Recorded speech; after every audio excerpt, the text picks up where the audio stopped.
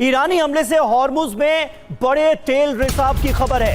ये एक बहुत बड़ी खबर है जो कि चिंता का सबब बन सकती है पूरी दुनिया के लिए। हॉर्मुज स्ट्रेट के बड़े हिस्से में तेल फैल गया है। समंदर में 390 स्क्वायर किलोमीटर के इलाके में तेल फैल चुका है। समंदर में तेल रिसाव से बड़ा खतरा पैदा हो गया है।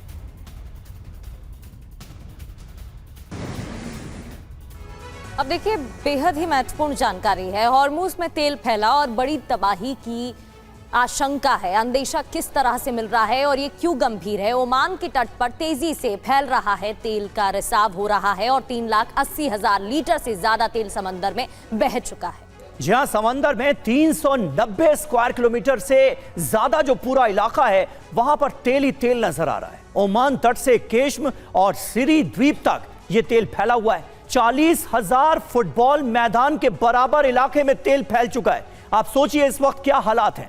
मसीरा द्वीप तक तेल फैलने की आशंका बढ़ गई है। हॉर्मुज में बड़े पैमाने पर तेल रिसाव से तबाही का खतरा है।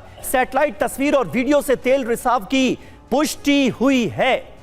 तिवारी सर, ये जो लगातार ईरान की तरफ से हमले हो रहे हैं, मतलब जो भी देश के टैंकर हैं जो ईरान से इजाजत नहीं ले रहे हैं हॉर्मुज स्ट्रेट से गुजरने के लिए, उन पर ईरान हमला कर दे रहा है और बदले में तेल टैंकर से जो तेल का रिसाव हो रहा है वो पूरे समंदर में हॉर्मुज स्ट्रेट में कैसे फैलता हुआ नजर आ रहा है, ये हम साफ तौर पर देख रहे हैं। ये तो ईरान के लिए भी एक बहुत बड़ी मुसीबत बन जाएगा।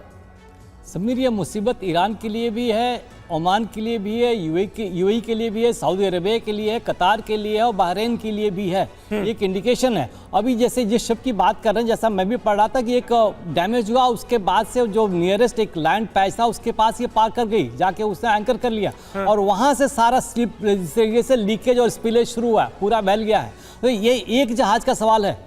अब ये भविष्य में देखना पड़ेगा उन देशों को कि अमेरिका की बात माने, अमेरिका को हम सपोर्ट करें कि नहीं करें, क्योंकि ये पूरा जो ये गल्फ ऑफ हॉर्मुज स्ट्रेट है और ये जो पूरा गल्फ ऑफ एडन, ये सब में फैल सकता है। अब एक जहाज़ की हालत इतनी हो गई, अगर 10 जहाज़ों का अगर हो जाए इस तरीके का डैमेज, तो उस मरीन लाइफ का क्या हालत होगी। वो समुद्र के ऊपर काफ़ी लोग बेस्ड हैं, ये सब कुछ है जो भी उनकी टूरिज्म सेक्टर है या मरीन लाइफ है, जो भी है, सारे देश को बहुत तरीके से प्रभावित होगा। इसका असर तो उतना ही ज़्यादा होगा जितना कि उनके डिसैलिनेशन प्लांट का, जिसे ईरान उनको ऑलरेडी वार्निंग दे चुका है। तो ये सब चीज़ें लोगों को ध्यान रखते हुए, और जहाँ तक मैं दूसरी बात पे कहना चाहूँगा कि जो ट्रंप साहब जो कर रहे हैं कि ट्रंप साहब हॉर्मुज को कब्जा करना चाहते हैं, इसमें अमेरिका को क्या फ़ायदा होने वाला है, अमेरिका की जनता को क्या फ़ायदा होने वाला है, अमेरिका की फ़ौज को क्या फ़ायदा होने वाला है। अमेरिका की फ़ौज तो ऑलरेडी डिमोरलाइज हो चुकी है, इस तरीके से लड़ना चाहेंगे और ये दूसरा तरीके का प्रभाव है। इसको सोचना पड़ेगा और कांग्रेस में, अमेरिका के कांग्रेस में ट्रंप के ऊपर अवश्य प्रभाव पड़ेगा कि आप विड्रॉ करो